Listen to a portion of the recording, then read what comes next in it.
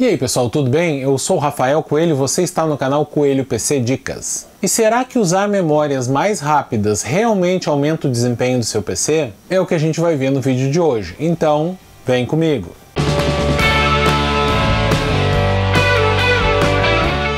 Vários fatores podem influenciar no desempenho do seu PC, e um deles é a velocidade da memória RAM. Se a gente pegar os modelos mais atuais, que são padrão DDR5, os módulos mais lentos são de 4.800 megatransfers por segundo, os mais populares são de 5.200 ou 5.600 megatransfers por segundo, e os modelos mais voltados para entusiastas têm aí 6.000, 6.400, 7.200 ou até 8.000 megatransfers por segundo.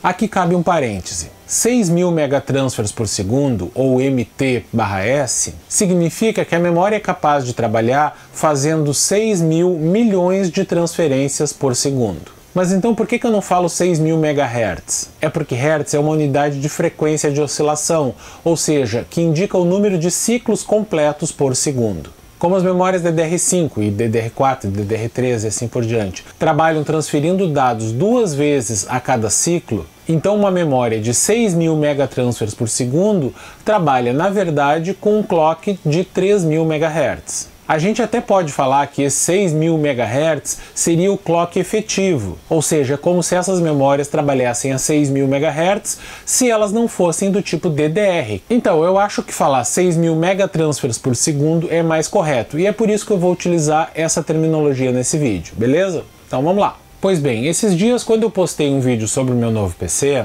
um inscrito comentou que eu deveria utilizar memórias de 8.000 megatransfers por segundo e não de 6.000 megatransfers por segundo, para poder tirar o máximo proveito do processador. Então eu fiquei curioso e decidi verificar se isso era verdade. Então eu conversei com o pessoal da Kingston, que são sempre parceiros aqui do canal, e eles me enviaram esse kit com 2 módulos de memória Fury Renegade DDR5 de 8.000 megatransfers por segundo. Então eu comecei a testar essas memórias para ver se elas realmente me dariam um ganho de desempenho, tanto em jogos quanto em aplicações profissionais. Primeiramente eu fui tentar configurar essas memórias para ver se elas realmente funcionariam a 8.000 megatransfers por segundo. Eu configurei o XMP modo 1, que coloca essa velocidade, com latências 38, 48, 48, e até consegui dar boot, só que o sistema ficou instável, reiniciando às vezes. Então eu testei o modo XMP2, que coloca essas memórias a trabalhar a 7.600 megatransfers por segundo, com latências 38, 46, 46,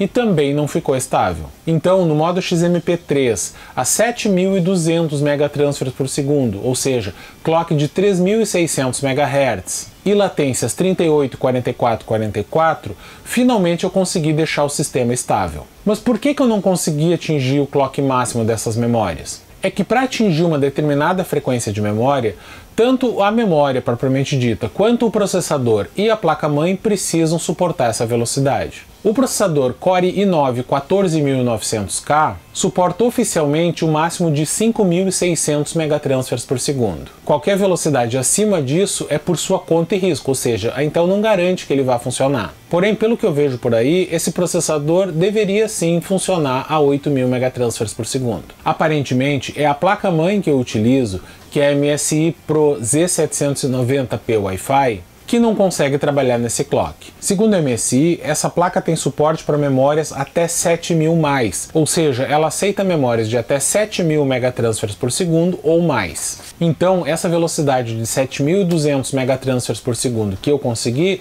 até que está dentro da expectativa para essa placa-mãe. Outros modelos de placa-mãe que têm foco maior em overclock podem conseguir trabalhar nos 8.000 megatransfers por segundo. Algumas dessas placas, inclusive, têm apenas 2 slots para memória RAM, já que o menor número de slots reduz a interferência nas memórias e aumenta a chance de você conseguir clocks mais altos. Cabe lembrar que em todas as situações, a velocidade máxima da memória que você consegue utilizando 4 módulos é sempre menor do que aquela que você consegue atingir usando apenas 2 módulos. Por isso, nunca é aconselhável você utilizar 4 módulos de memória se você está interessado em usar memórias de alta frequência. Pois bem, então eu rodei vários testes em jogos e programas nessa configuração, com 2 módulos de memória de 16 GB cada, portanto 32 GB ao todo, com as memórias rodando a 7.200 megatransfers por segundo, latências 384444 e tensão de 1,45 volts. Para descobrir qual o ganho de desempenho ao utilizar memórias nessa velocidade,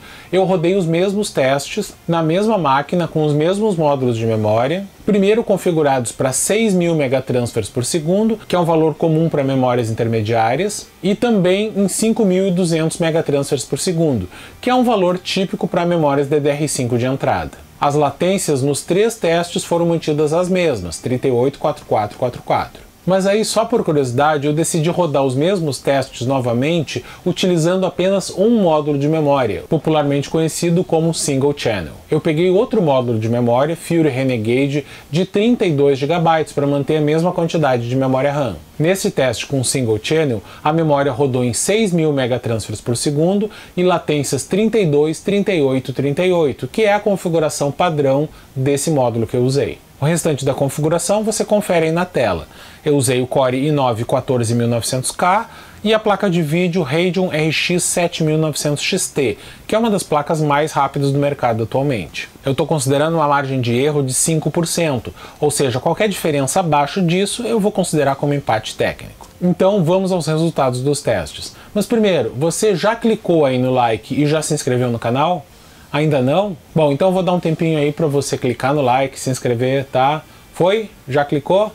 Então vamos adiante. No benchmark CPU Profile do 3D Mark, os resultados foram os mesmos em todos os testes. No teste Skydiver houve uma pequena variação entre os resultados, mas ainda assim dentro da margem de erro de 5% entre a maior e a menor pontuação. No teste Single Thread do CPU-Z não houve diferença de pontuação entre os testes. No teste do CPU-Z com o uso de todas as threads, também não houve diferença significativa.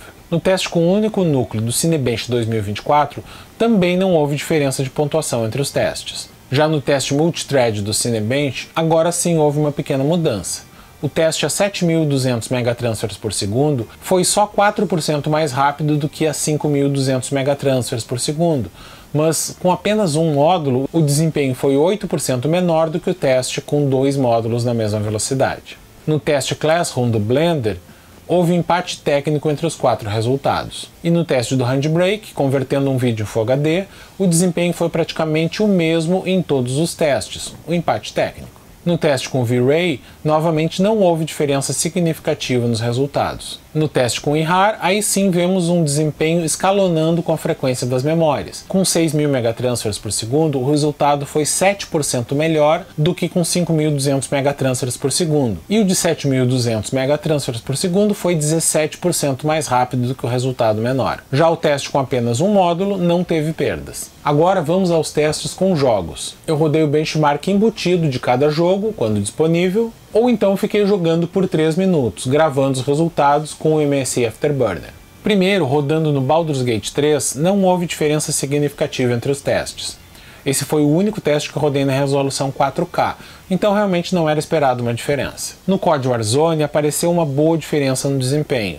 Usando memórias a 6.000 megatransfers por segundo, a taxa de quadros foi 11% maior do que a 5.200 megatransfers por segundo. Já com 7.200 megatransfers por segundo, o desempenho foi 18% superior ao básico. Já no teste com apenas um módulo, o desempenho foi similar ao obtido com 2 módulos na mesma frequência. No CS2, a diferença de desempenho entre o melhor e o pior resultado foi de 5%, o que está raspando aí na nossa margem de erro. No F1 2018, que é um jogo já meio antigo, mas que eu gosto de rodar nos testes porque escalona bem o desempenho com o processador, vemos uma boa diferença de desempenho entre o teste em 5.200 MHz e os 7.200 MHz, chegando a 12%. Porém, o desempenho com apenas um módulo foi quase tão alto quanto o melhor resultado com 2 módulos. No teste do Red Dead Redemption 2, tivemos um empate técnico entre os 4 resultados. No Resident Evil 4, houve um pequeno aumento de desempenho com o clock da memória, chegando a 9% entre o melhor e o pior resultado. O teste com Single Channel ficou acima do desempenho com o mesmo clock e 2 módulos. No Shadow of the Tomb Raider, novamente o desempenho aumentou um pouco com o clock da memória, com 8% de diferença entre o clock mais alto e o mais baixo. Novamente, o uso de apenas um módulo não prejudicou o desempenho. Então, o que a gente pode concluir desses testes? Eu já tinha feito testes semelhantes com plataformas mais antigas, como DDR4 e DDR3, então eu não posso dizer realmente que eu estou surpreso. Na grande maioria dos testes em jogos e principalmente em aplicações profissionais, a velocidade da memória tem muito pouco impacto no desempenho total do computador. Nas aplicações, em apenas uma, que é o WinRAR, o desempenho foi impactado sensivelmente por uma memória mais rápida. Já nos jogos, apenas no Warzone e no F1 2018 é que houve um aumento significativo de FPS utilizando memórias mais rápidas. Isso acontece porque as aplicações profissionais, na maior parte dos casos, têm o seu desempenho limitado pelo poder de processamento do processador. Como nesses casos esse desempenho é o gargalo, não adianta aumentar a velocidade da memória porque o desempenho não aumenta. Claro, existem algumas aplicações que fazem um uso intensivo de grandes quantidades de memória e nesses casos as memórias mais rápidas vão impactar no desempenho, só que essas aplicações não são lá muito comuns. Já nos jogos, via de regra, o mais importante não é tanto a taxa de transferência de dados entre o processador e a memória, e sim a demora que existe entre o processador fazer a requisição dos dados e a memória responder, que é exatamente a latência. Quando são mantidas as latências, ao aumentar o clock das memórias, esse tempo total diminui. Vale lembrar que o tempo de latência depende, grosso modo, do número da latência dividido pelo clock. Isso acontece porque esse número, que no caso foi de 38, é o número de ciclos de clock que a memória demora para começar a transferir dados. Se a frequência é mais alta, cada ciclo de clock tem um período menor e, portanto, o tempo total de latência é mais baixo. Isso também explica, possivelmente, o porquê que o teste com apenas um módulo de memória foi surpreendentemente bom. É que nesse teste a latência da memória era um pouco mais baixa, por utilizar um módulo diferente. E também não podemos esquecer que, no caso dos testes, só apareceu alguma diferença de desempenho porque eu utilizei uma placa de vídeo que estava superestimada. A placa de vídeo era muito forte e eu rodei em resolução Full HD, então a placa de vídeo não estava limitando o desempenho. Só que na maior parte das situações do mundo real, quando você vai jogar, a sua placa de vídeo está sendo exigida ao máximo e, portanto, é ela que está limitando os quadros por segundo. Se essa for a situação, não adianta você aumentar o clock das memórias e nem sequer diminuir as latências, porque a taxa de quadros não vai melhorar. Então, em suma, muitas vezes o pessoal superestima a importância de utilizar uma memória de alta velocidade. Na maior parte dos casos, não faz diferença se você vai colocar uma memória de 5.200 megatransfers por segundo, de 6.000 megatransfers por segundo ou até mais rápida. Aliás, por incrível que pareça, até mesmo o famoso Dual Channel que a gente sempre recomenda não é assim tão importante. Então, se você precisar, por algum motivo, usar o seu computador com apenas um módulo de memória, não esquente muito a cabeça com isso. Você não vai estar perdendo tanto desempenho assim. Então, na maioria das vezes,